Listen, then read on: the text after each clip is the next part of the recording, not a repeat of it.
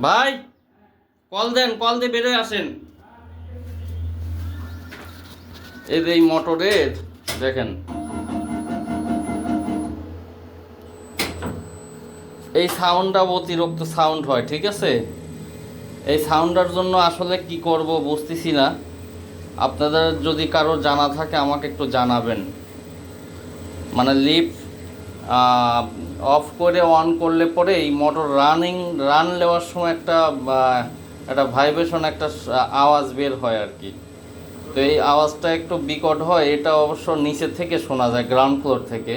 যদি অন্য অন্য মোটরে দেখা যায় যে মেশিন রুম থেকেই শোনা যায়, এই নিচে আর শোনা যায় না, কিন্তু এটা আসলে নিচ থেকেও শোনা যায়, যার কারণে ওনারা একটু ডিস্টার্ব মনে হয়, মানে ডিস্টার্ব বোধ করে আর কি।